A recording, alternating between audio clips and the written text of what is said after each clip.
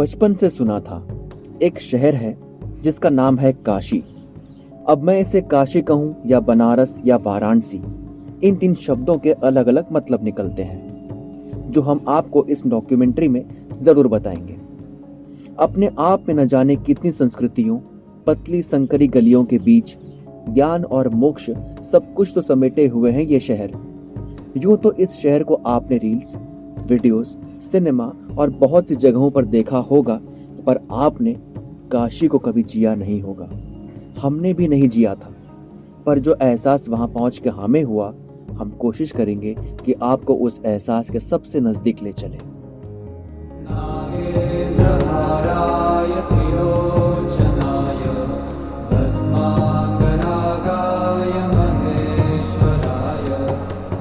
उस्ताद बिस्मिल्लाह खान की मधुर शहनाई की आवाज से लेकर रोज होते असंख्य शंखनाद और मंत्रोच्चार इस शहर के बारे में बहुत कुछ कहते हैं। भारत को पंडित लाल बहादुर शास्त्री जी जैसा कद्दावर प्रधानमंत्री, पंडित रविशंकर जैसा संगीत विशारद और न जाने कितने ही रत्न देने वाला ये शहर भारत की एक देश के तौर पर पहचान बयां करता है। इस शहर के काशी नाम का सबसे पहला जिक्र अथर्ववेद की पैपलाद शाखा से आया है।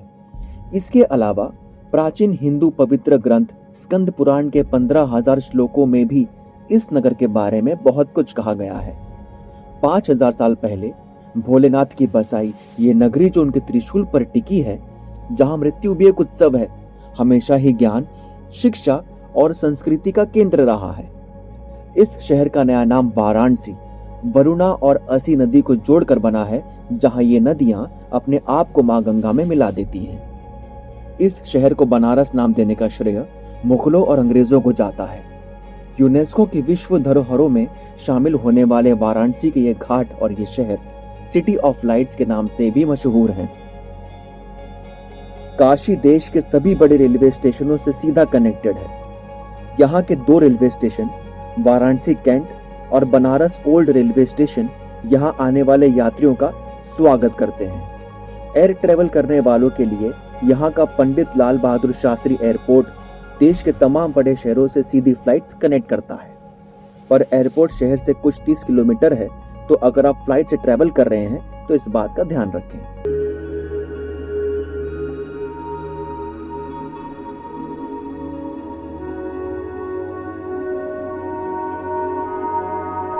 काल भैरव इस मंदिर यात्रा का पहला पड़ाव है। काल भैरव मंदिर। ऐसा कहते हैं कि अगर आप राजा से मिलने गए हैं तो उसके पहले आपको उसके कोतवाल या सेनापति से मिलना जरूरी है। और यहाँ काशी के राजा हैं बाबा विश्वनाथ और उनके कोतवाल हैं काल भैरव बाबा, जो इस काशी नगरी की सुरक्षा करते हैं।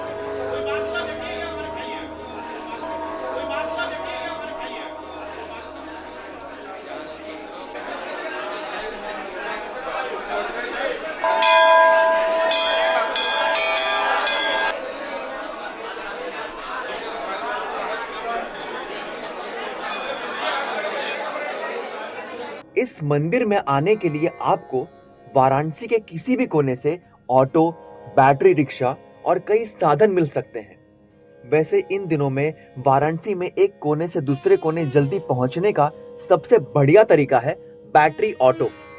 बैटरी ऑटो पर भी आएंगे, पर इन संकरी गलियों से होते हुए हम पहुंच गए बाबा काल भैरव की शरण में। वैसे तो भैरव बाबा के बारे में कई कहानियां हैं, पर जो सबसे सटीक और लॉजिकल कहानी है वो आपको हम नहीं, खुद इस मंदिर के मुख्य पुजारी हर्ष पंडित बताएंगे।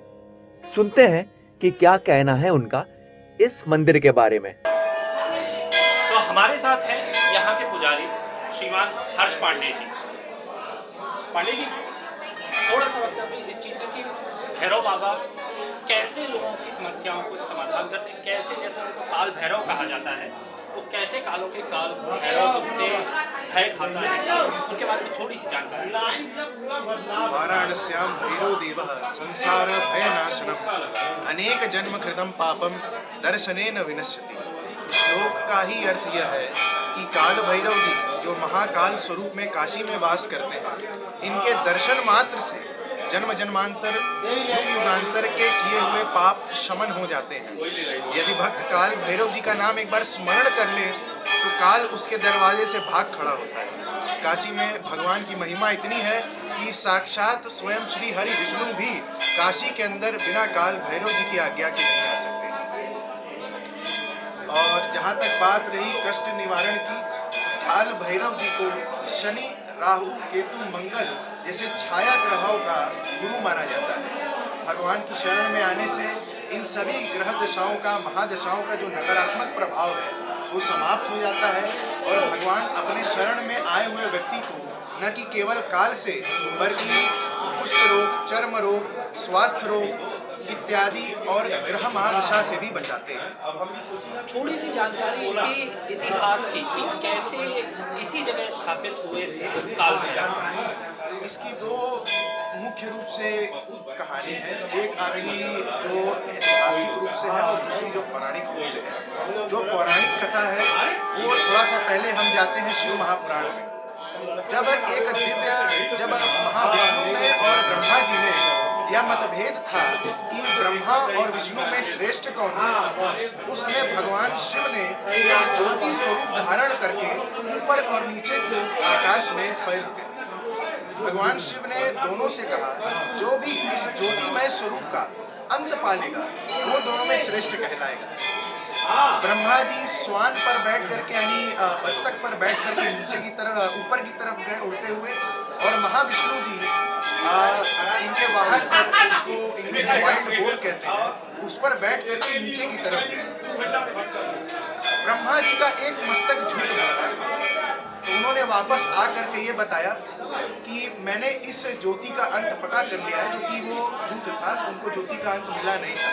वहीं पर महाविष्णु ने यह एक्सेप्ट कर लिया कि मैं प्रयास किया लेकिन मुझे इस ज्योति का अंत मिला नहीं। तो वहीं पर झूठ को सुन करके शिव जी अपना रुद्र अवतार, काल भैरव जी जो 5वां रुद्र अवतार किए जाते हैं, उसको धारण करते हैं और अपने कनिष्ठ की उंगली मात्र से ब्रह्मा जी का सर, 5वां सर जो झूठ बोलता था, उसको उखाड़ फेंकते हैं। लेकिन उसके उपरांत में क्योंकि ब्रह्मा जी साक्षात ब्रह्म स्वरूप, तो जो कनिष्ठ की उंगली है उसमें ब्रह्मा जी का वो मस्तक फंस जाता है, जिसकी वजह से उन्हें ब्रह्म हत्या का दोष लगता है। ब्रह्म हत्या का दोष निवारण करने के लिए वो जगह जगह पर जाते हैं, लेकिन इसकी कहीं भी उन्हें शमन नहीं मिलता है।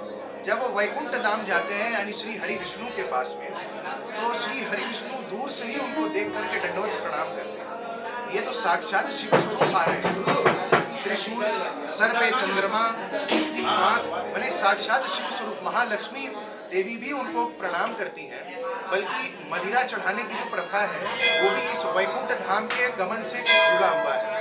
जब काल भैरव जी गए वहाँ, तो श्री हरि विष्णु ने साक्षात दंडवत प्रणाम काल भैरव जी को किया, और जो महालक्ष्मी देवी थी उन्होंने काल भैरव जी के खप्पर में काल भैरव जी को दक्षिणा अर्पित करी। तो उस समय से खप्पर सेवा काल भैरव जी की सर्वश्रेष्ठ सेवा मानी जाती है। और विष्णु जी ने यह आज्ञा दिया काल भैरव जी को कि आप काशी में जाएं, काशी में आपको इस ब्रह्म हत्या दोष का निवारण मिलेगा। काशी जो पतित पावन, जो पुनीत है, जो भगवान शिव की प्रिय नगरी है, भगवान शिव के हृदय में वास करती है, ऐसी पुरातन और पुण्य काशी जैसे ही का काल भैरव जी का चरण इस पवित्र नगरी काशी में पड़ता है, वो मस्तक हाथ से वहीं छूट जाता है। जिस स्थान पर वो छूटा उसे कपाल मोचन तीर्थ कहते हैं। तो ये पुराणिक और ऐतिहासिक इस तरह से मंदिर और काल भैरव जी का वर्णन। क्या कहने बाबा काल भैरव के। ये बात तय है कि बाबा काल भैरव के बिना काशी अधूरी है। इन पतली गलियों में की गई कलाकारी काशी के कलाकारों की कही एक कहानी है, क्योंकि यहाँ हर तस्वीर आपको एक कहानी कहती नजर आएगी। कुछ बातें ये आपसे करेंगी, कुछ आप इनसे कर सकते हैं। इन गलियों में निकलते हुए हर छोटी छोटी जगह पर आपको कुछ न कुछ खाने को मिलेगा, और अगर आप खाने के शौकीन हैं तो थोड़ा रुककर बनारस का जायका जरूर चखें। ऐसा कहते हैं कि इंसान गलतियों का पुतला होता है। जाने अनजाने हमसे कई ऐसी गलतियां या पाप हो जाते हैं जिसका परिणाम हमें शायद किसी न किसी तरह से कभी ना कभी मिल जाता है। पर काशी में जब आप काशी के कोतवाल का दर्शन करने के बाद निकलेंगे तो आपका इंतजार कर रहे होंगे काशी के न्यायाधीश दंडपानी महाराज। इस मंदिर में आपको आपके कर्मों का दंड मिलता है। घबराइए बिल्कुल नहीं, ये दंड बहुत कठोर या टफ पनिशमेंट नहीं है। ये तो आपके ऊपर भगवान दंडपानी का न्याय है, जिन्हें खुद भगवान बाबा विश्वनाथ ने काशी का न्यायाधीश बनाया है। कुछ सोते तो बनते हैं आपकी गलतियों के लिए। वैसे यहाँ की कहानी भी हम आपको खुद पंडित जी से ही सुनने देंगे। तो पंडित जी, ये जो मंत्र है इसका आप हमें पूरा मंत्र का अर्थ बताएंगे। जय विश्वनाथ। वाराणस्यां दंडपाणिं देवं संसार मोक्षदायकम अनेक जन्म कृतम पापम दर्शनेन विनश्यति। तो यहाँ जो श्लोक लिखा है, वाराणस्यां दंडपाणिं देवं संसार मोक्षदायकम अनेक जन्म कृतम पापम दर्शनेन विनश्यति। इसका तात्पर्य है कि वाराणसी शहर या काशी क्षेत्र में जो भगवान दंडपाणि हैं उनका दर्शन करने से अनेक जन्म कृतम पापम मोक्षदायकम, उनका दर्शन करने से, भगवान दंडपाणि का दर्शन करने से आपको मोक्ष की प्राप्ति होती है। इस श्लोक का यही तात्पर्य है। आपने सुनी दंडपानी महाराज की कहानी। इस न्याय के मंदिर में सुनवाई और कार्रवाई हमारे यहाँ के जुडिशियल सिस्टम से काफी तेज होती है, जहां सालों कोर्ट के चक्कर नहीं लगाने पड़ते। इस दंडपानी मंदिर से जुड़ी एक खास बात आपको बता दें कि 2012 में गंगा अविरलता केस में पूर्व प्रधानमंत्री मनमोहन सिंह, पूर्व कांग्रेस अध्यक्ष सोनिया गांधी समेत 5 लोगों पर केस लगाया गया था। ये अलग बात है कि दंडपानी महाराज नॉर्मल कोर्ट्स की तरह समन नहीं भेजा करते, बस चुपचाप अपना न्याय कर देते हैं। दंडपानी महाराज के मंदिर से आगे निकलकर आप फिर उन्हीं गलियों में खो जाएंगे जिन गलियों को बॉलीवुड मूवीज ने भी अपने गानों का हिस्सा बनाया है। और थोड़ा आगे आपको चल के दिखाई देगी सन 1663 में मुगल साम्राज्य के दौरान औरंगजेब द्वारा बनाई गई आलमगीर मस्जिद। औरंगजेब ने ये मस्जिद बिंदु माधव मंदिर को तोड़कर बनाई थी, जिसके बाद छत्रपति शिवाजी महाराज ने महाराष्ट्र से बहादुर पंडितों को बिंदु माधव मंदिर की सुरक्षा के लिए कहा। तभी से पीढ़ी दर पीढ़ी ये समाज इस मंदिर का रख रखाव बड़ी निष्ठा के साथ कर रही है। बहुत कम लोगों को ये बात पता होगी कि काशी नगरी पर शिवजी के पहले बिंदु माधव यानी विष्णु जी का पूरा वास था। एक बार शिवजी यहाँ घूमने आए और इन्हें ये नगरी इतनी पसंद आई कि उन्होंने विष्णु जी से यहाँ रहने के लिए जगह मांगी, जिस पर विष्णु ने काशी शिवजी को भेंट स्वरूप दे दी। क्या मित्रता थी भगवान शिव और विष्णु में। इस मंदिर की पूरी कहानी और इसका इतिहास यहाँ के मुख्य पुजारी आचार्य मुरलीधर गणेश पटौदी से सुनते हैं। मैं आचार्य मुरलीधर गणेश पटौदी हूँ, यहाँ का महंत हूँ, आचार्य हूँ, सेवक हूँ यहाँ का मंदिर का। ये मंदिर बहुत अति प्राचीन मंदिर है। काशी विश्वनाथ का मंदिर भी जब नहीं था उसके पूर्व में ही ये मंदिर बना हुआ है। अग्निबिंदु ऋषि ने गंडकी नदी नेपाल मुक्तिधाम में भगवान विष्णु की तपस्या आराधना करके ये विग्रह प्राप्त किया। संपूर्ण शालिग्राम विग्रह है। शंख चक्र गदा पद्म महालक्ष्मी, नीचे में सनक सनंदन सनत कुमार, साइड में जय विजय और विष्णुपुत्र प्रद्युम्न। इस तरीके से इसमें 9 विग्रह हैं। और नीचे में ये शालिग्राम है, नरसिम्हा शालिग्राम, जो बहुत रेयर है, कहीं देखने को नहीं मिलेगा आपको। तो ये बिंदु माधव की तपस्या आराधना करके अग्निबिंदु ऋषि ने गंडकी नदी से यहाँ आनंद वन में, इसका पूर्ण नाम आनंद वन, यहाँ ला करके स्थापना किया। इसलिए अग्निबिंदु का बिंदु माधव, विष्णु का नाम, इसलिए बिंदु माधव के नाम से हुआ। ये काशी में बिंदु माधव, प्रयाग में वेणी माधव, रामेश्वर सेतु माधव, पिठापुर आंध्रा में कुंती माधव, श्रीरंगम मंदिर में सुंदर माधव, ऐसा पंच माधव पूरे भारतवर्ष में है। काशी में ये बिंदु माधव क्षेत्रपाल देवता हैं। नीचे में पंचगंगा, गंगा यमुना सरस्वती किरणा धूतबापा, ये पंच नल तीर्थ, इसको पंचगंगा घाट कहते हैं। काशी में टोटल 80 घाट्स 80 घाट हैं, जिसमें 5 घाट मुख्य हैं जिसको पंचतीर्थी कहते हैं। स्नान दान तर्पण श्राद्ध कर्म करने के लिए 80 घाट, केदार घाट, दशाश्वमेध, मणिकर्णिका, पंचगंगा, लास्ट में आदिकेशव, उसमें वरुणा नदी मिली, इधर 80 में 80 नदी मिली, 80 वर्ण और मध्य, इसका नाम वाराणसी हो गया। पूर्व नाम आनंदवन। महाभारत काल में काशी राजा देवोदास थे, उन्होंने इस काशी पर शासन किया भगवान विष्णु के आदेश से, इसलिए उनका नाम देवोदास, देवों का दास, इसलिए उनका नाम देवोदास हो गया। उन्होंने इसका नाम काशी कर दिया, काशीराज के नाम से काशी हो गया। मुगल काल में इसका नाम बनारस हो गया। इसको 4 नाम से जानते हैं, आनंदवन, काशी, वाराणसी और बनारस। यहाँ 3 देव मुख्य हैं, बिंदु माधव, काल भैरव, काशी विश्वेश्वर, ये 3 मुख्य देव हैं। विश्वेशम, माधवम, धुंडिम, दंडपाणि, भैरवम, वंदे काशी, गुहा गंगा, भवानी, मणिकर्णिका, संपूर्ण काशी यात्रा। ये बिंदु माधव क्षेत्रपाल, काल भैरव क्षेत्र रक्षक। ये अग्निबिंदु ऋषि ने गंडकी नदी से जब ला करके यहाँ स्थापना किया, उस समय ये मंदिर उधर में था, साइड में उधर मॉस्क है जिसको आलमगीर मस्जिद कहते हैं, अभी वर्तमान में आलमगीर मस्जिद कहते हैं। वो 1669 में उस मंदिर को औरंगजेब ने पूरी तरीके से ध्वस्त कर दिया, जिस तरीके से विश्वनाथ मंदिर को ध्वस्त कर दिया। उसके पूर्व में आमेर के राजा मान सिंह ने उस मंदिर को 175 फीट उस मंदिर को बनाया। उसी तरीके से विश्वनाथ मंदिर को भी उसने बनाया, उसके ऊपर भी सोने का कलश रखा, वहाँ पर भी सोने का कलश रखा। दोनों मंदिरों में सोने के कलश, उन सारे सोने वगैरह को सब ले करके औरंगजेब ने उस 1669 को दोनों मंदिरों को तोड़ दिया। उस मंदिर को 1700 में बनाया गया। ये मंदिर 1672 में शिवाजी महाराज महाराष्ट्र के, उनको जब पता चला कि ये मंदिर तोड़ दिया गया है, तब उन्होंने यहाँ आ करके इस मंदिर का निर्माण किया।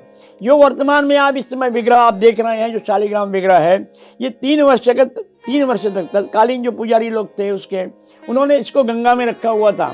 शिवाजी ने उसको निकलवा करके इस मूर्ति की स्थापना किया और इस मंदिर का निर्माण किया। ये 1672 में, ये अभी 500 वर्ष हो गया यहाँ पर इस मंदिर को। यहाँ पर ये इसमें सबसे बड़ी चीज़ है कि ये सबसे पहले आनंदवन, भगवान विष्णु ने आनंदवन बनाया। आनंदवन को अपने लिए बनाया उन्होंने रहने के लिए, लेकिन भगवान शंकर को भी आनंदवन बहुत अच्छा लगा। तब उन्होंने भगवान विष्णु से प्रार्थना किया कि इसमें हमें भी स्थान दीजिए रहने के लिए। तो उन्होंने कहा आप तो हमारे हृदय में बैठते हो, हम आपके हृदय में बैठते हैं। विष्णुश्च हृदयम शिवम, शिवश्च हृदयम विष्णु, विष्णुश्च हृदयम शिवम। शिव और विष्णु दोनों एक दूसरे के हृदय में बैठते हैं, क्योंकि दोनों ही आदि पुरुष हैं। उनका जन्म नहीं हुआ है, बाकी देवताओं का तो जन्म हुआ, लेकिन ये 2 पुरुषों का जन्म नहीं हुआ, दोनों देवताओं का। तो उन्होंने अपने गरुड़ को, अपने वाहन को मंदराचल पर भेजा शिव को लाने के लिए, और शिव जब यहाँ पर आए तब उन्होंने आदि काशी ये भगवान शंकर को दान में कर दिया। इसलिए मणिकर्णिका से 80 घाट तक उसको शिव काशी कहते हैं। बिंदु माधव मंदिर एक दृश्य आंखों के सामने आता है। जब आप इस बिंदु माधव मंदिर के चबूतरे पर खड़े होकर आलमगीर मस्जिद की ओर देखेंगे, वह दृश्य कुछ अलग सा है, कुछ सोचने पर मजबूर करता है और फिर आपके मन को आपके धर्म पर गर्व करने की वजह भी देता है। इसी मंदिर के सीढ़ियों से धीरे धीरे उतरते ही आता है पंचगंगा घाट, जिसे पंचनद घाट भी कहते हैं, जहां गंगा, यमुना, विशाखा, दूध पापा और किरणा का संगम होता है। इस सनातन धर्म की यही तो खास बात है कि हर बारीक से बारीक चीज का महत्व है और उसके पीछे एक पौराणिक कथा है। हिंदू धर्म में पूर्वजों का विशेष महत्व है और इसी घाट पर बांस के ये ऊंचे आकाश दीप इस बात का संकेत है कि आप जब ये दीप जलाते हैं तो दूर कहीं आपके पूर्वज इस दीपक को जलता देख आपको अपना आशीर्वाद जरूर देते होंगे। हिंदू धर्म के एक पवित्र ग्रंथ स्कंद महापुराण का एक खंड पूरी तरह से काशी के बारे में है, जिसमें काशी का परिचय, महात्म्य तथा उसके वैदिक रूप का वर्णन है। इसका नाम है काशी खंड। अभी तक हमने काल भैरव, दंडपाणि महाराज और बिंदु माधव के दर्शन किए और इन मंदिरों को समझा। अगले पड़ाव में एक ऐसा मंदिर आता है जहां बाबा विश्वनाथ न सिर्फ विश्राम करते हैं, बल्कि ये मंदिर माता सती के 51 शक्ति पीठों में से एक है। हम बात कर रहे हैं माता विशालाक्षी मंदिर के बारे में।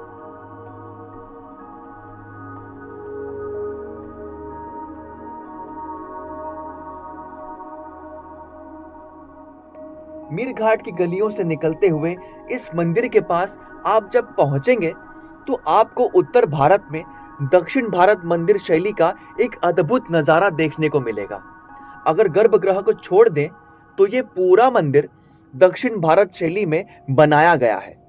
विशालाक्षी माता के इस मंदिर का अर्थ है विशाल नेत्रों वाली माता, और ये मंदिर कांची की मां कृपा दृष्टा और मदुरई की यानी मत्स्य नेत्री मीनाक्षी के समान है।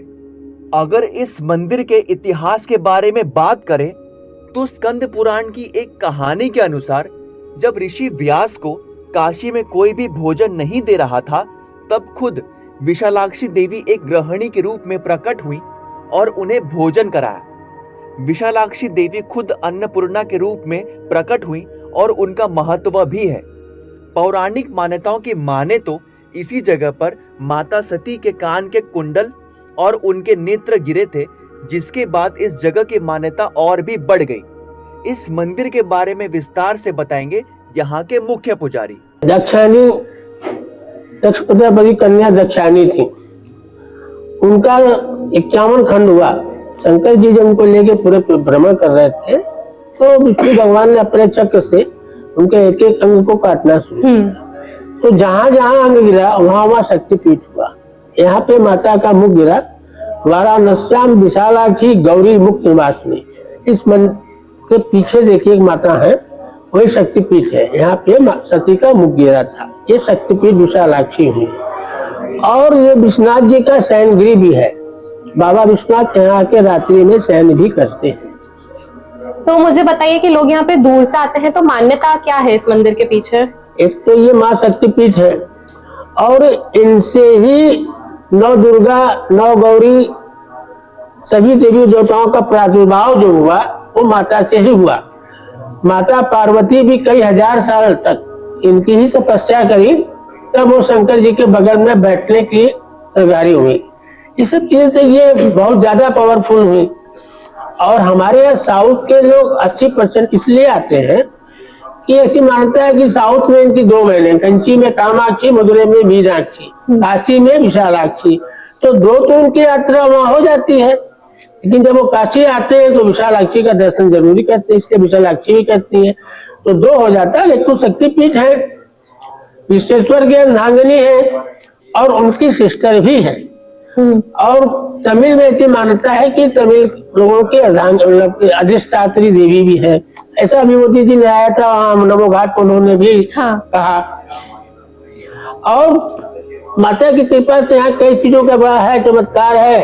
जैसे कुमारी लड़कियों की शादी अगर नहीं हो रही हो तो माया का दर्शन करें। माता जी का 41 दिन माता के फोटो के आगे दिया जला में अपनी प्रार्थना करें तो माता के आशीर्वाद से उनकी शादी हो जाती है। बहुत से मंगला लड़कियां होती है, मंगला लड़कियां तो उन लोग की शादी नहीं होती है, बहुत लेट होता है, देरी होता है, वह भी माता की कृपा से हो जाती है। और तो बहुत से औरतों का माता के दया से गोद भी भरा है, यहाँ से मिलता है, प्रसाद खा लेती है। इन सब चीजों को लेके और काशी के सबसे पूर्व माता है। हमारी काशी जब नहीं बनी थी, जैसे पूरा आनंद बनता, तो उस माता यहाँ आई। शंकर जी घूमते टहलते आए, इनके लिए ही काशी का निर्माण किया। ये जो काशी बनी माता भगवती के लिए ही काशी बनी, बाबा भोलेनाथ ने बनाया। इस काशी नगरी में आपको हर 10 कदम में एक मंदिर मिलेगा और हर मंदिर की एक ना एक कहानी है। ठीक वैसे ही जैसे काशी के हर पंडित, साधु या पुजारी की है, क्योंकि पुजारी बनने के लिए एक साधना की जरूरत होती है। दोलिया चौराहे से थोड़ा आगे चलकर आता है स्वामी वेदांती वेद विद्यापीठ, जहां ये छोटे छोटे बटुक अपने घरों से बहुत दूर निकलकर भगवान भोलेनाथ की बसाई इस नगरी में वेद पाठ कर रहे हैं। ये छोटे छोटे बटुकों ने इतनी कम उम्र में ही ज्ञान और आस्था को अपना सबसे अच्छा दोस्त बना लिया है। और ये बालक इस बात का प्रतीक है कि धर्म और आस्था सही हाथों में है और जेंजी और मिलेनियल्स की एज में सनातन सुरक्षित हाथों में है।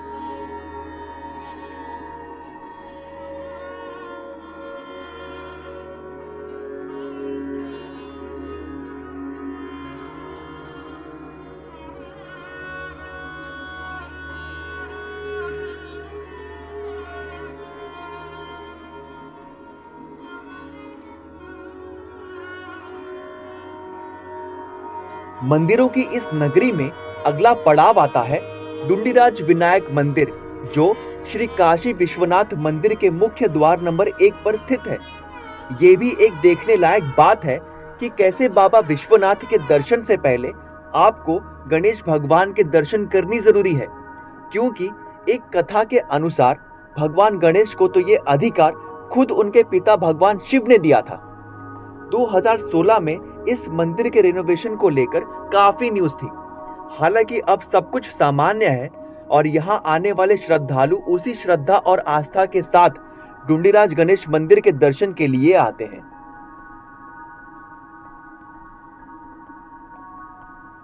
इस मंदिर के पीछे एक पौराणिक कथा है, जिसके अनुसार काशी नगरी में दिवोदास नाम का एक राजा हुआ करता था, जिसने ब्रह्मा जी से एक अजीब सा वरदान प्राप्त किया कि उसके शासन काल में कोई भी देवता काशी में नहीं आ सकते। और ब्रह्मा जी ने भी ये बात एक शर्त के साथ मान ली कि उसके काम में अगर कोई गलती निकली तो देवता एक बार फिर काशी में आ जाएंगे। काशी से दूर होकर भोलेनाथ बेचैन हो गए। जिस नगरी को उन्होंने इतने प्यार से बसाया, कोई उन्हें ही इससे दूर कर देगा, ये तो स्वयं भोलेनाथ ने भी नहीं सोचा होगा। भोलेनाथ चाहते तो एक बार में अपनी काशी नगरी वापस ले सकते थे, पर ब्रह्मा जी के वरदान का मान रखते हुए उन्होंने इस बात का हल निकालने के लिए बुद्धि के देव गणेश भगवान को कहा। अपने पिता की परेशानी को देख गणेश जी ने राजा दिवोदास के काम में एक नहीं कुल 56 गलतियां निकाल कर रख दी और एक बार फिर काशी नगरी अपने भोलेनाथ के स्वागत के लिए तैयार थी। इस बार भोलेनाथ ने काशी में अंदर आने से पहले अपने पुत्र गणेश भगवान की स्तुति करते हुए डुंडीराज मंत्र पढ़ा और कहा कि भगवान गणेश डुंडीराज विनायक के नाम से जाने जाएंगे और जो भक्त काशी आकर डुंडीराज गणेश के दर्शन करेगा उसे मेरा आशीर्वाद मिलेगा। वैसे भगवान भोलेनाथ और गणेश जी का रिश्ता कुछ अजीब सा है। कभी उन पर इतना गुस्सा कि उनका सर धड़ से अलग कर दिया और कभी इतना प्रेम कि खुद उनकी आराधना कर उन्हें देवताओं में एक विशेष स्थान दे दिया। ये पिता पुत्र का संबंध कुछ ऐसा ही होता है, कभी प्यार कभी गुस्सा, पर समय आने पर दोनों एक दूसरे के लिए कोई भी सीमा लांघ सकते हैं। काशी की इन गलियों में घूमते घूमते न जाने कितनी ही बार आपको एहसास होगा कि आप ये वाला टर्न तो पहले भी ले चुके हैं। वैसे यहाँ गूगल मैप भी इतना सटीक काम नहीं करता, पर यहाँ के रहने वाले मिलनसार लोग किसी भी भक्त को भटकने नहीं देते और मौके मौके पर भक्तों को यहाँ का चटपटा जायके का स्वाद भी चखा देते हैं। जब बात अन्न की हो तो माता अन्नपूर्णा को भला कोई कैसे भूल सकता है।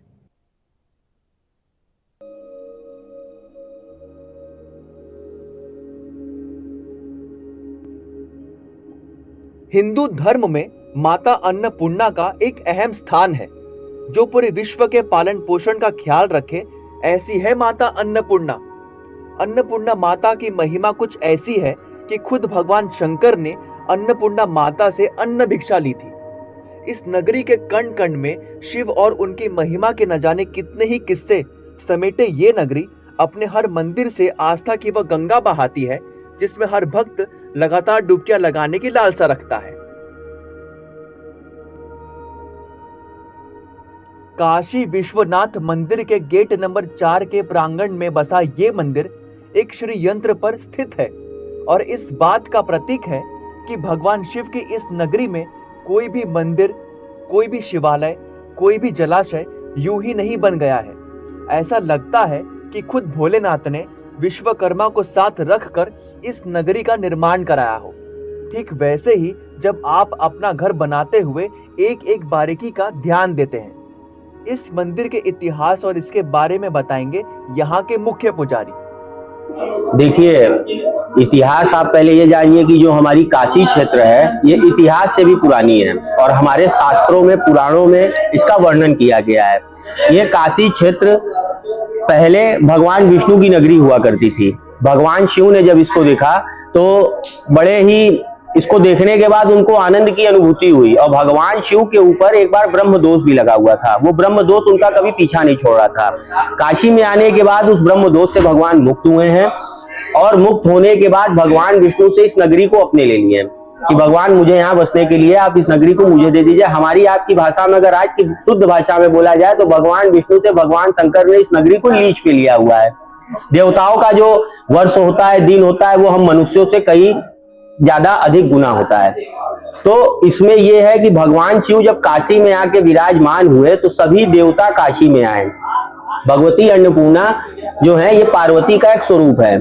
जब सब देवता यहाँ पे आ गए तो माता भी आई और भगवान से पूछी कि प्रभु जब आपका वास काशी में होगा तो मैं ऊपर हिमालय में क्या करूंगी, मुझे भी यहाँ स्थान दीजिए।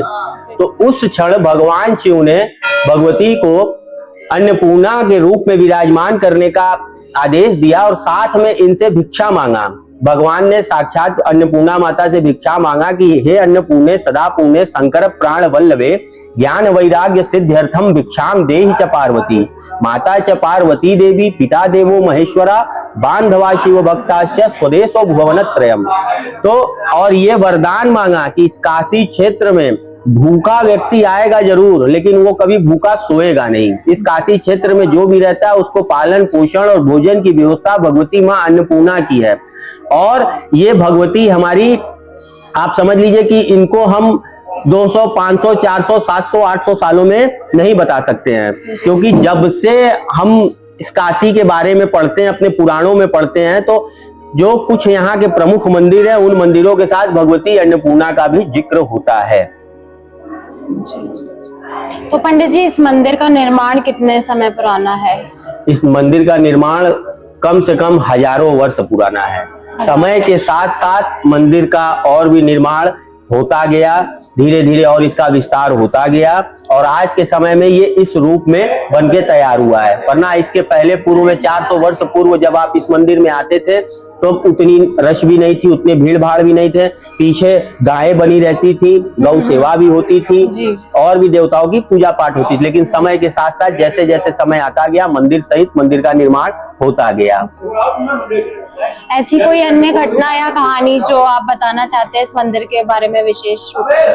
देखिए, इस मंदिर की घटना या कहानी कोई पुरानी तो नहीं है, लेकिन इस मंदिर का एकमात्र चमत्कार ये है कि वास्तव में जो भी काशी वास में आता है और ऐसा वरदान भगवान शिव ने दिया है कि 3 युग में, द्वापर त्रेता सतयुग में ये नगरी काशी विश्वनाथ की नगरी होगी, लेकिन कलयुग में ये काशिका पुराधीश्वरी भगवती माँ अन्नपूर्णा की नगरी होगी। जो भी व्यक्ति भगवान शिव का दर्शन करने के पश्चात अगर भगवती अन्नपूर्णा का दर्शन नहीं करता है तो उसको काशीवास, काशी दर्शन का फल नहीं मिलता है।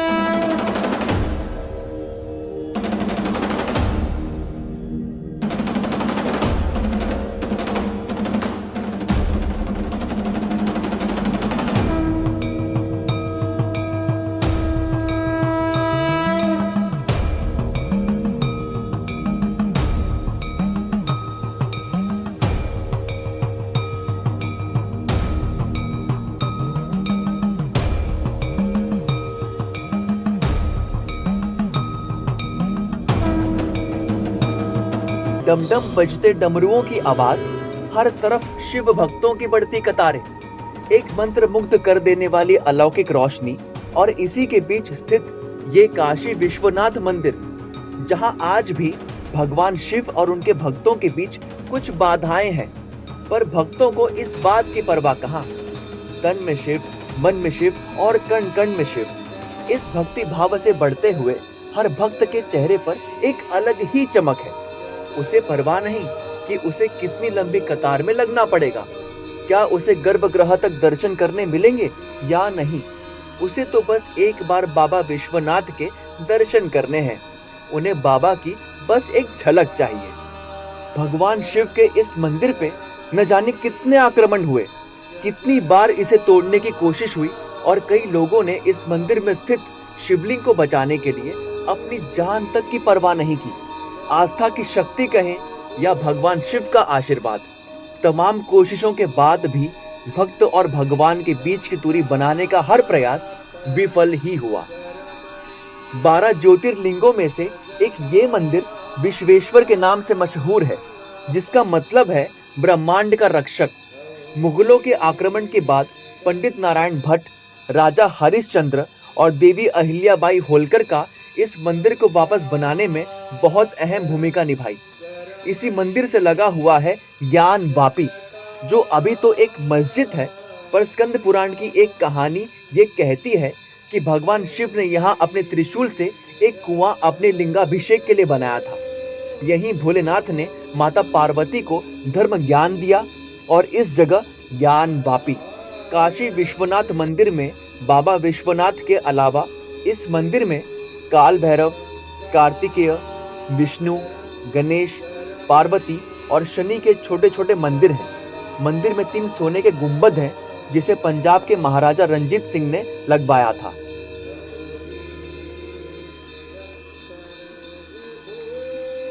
जैसे जैसे बनारस में दिन ढलता है, इस शहर की खूबसूरती बढ़ती जाती है। सांझ के झरोखे से गायब होता सूरज और दशाश्वमेध घाट पर इकट्ठा होती भक्तों की भीड़ इस बात का संकेत है कि एक अद्भुत, अविश्वसनीय और कल्पना से परे अनुभव की शुरुआत होने वाली है। गंगा किनारे इकट्ठा होते भक्तों की भीड़ और घाट के किनारे मल्लाहों का अपनी अपनी नावों को लगाना ये कह रही थी कि गंगा आरती का समय हो चुका है।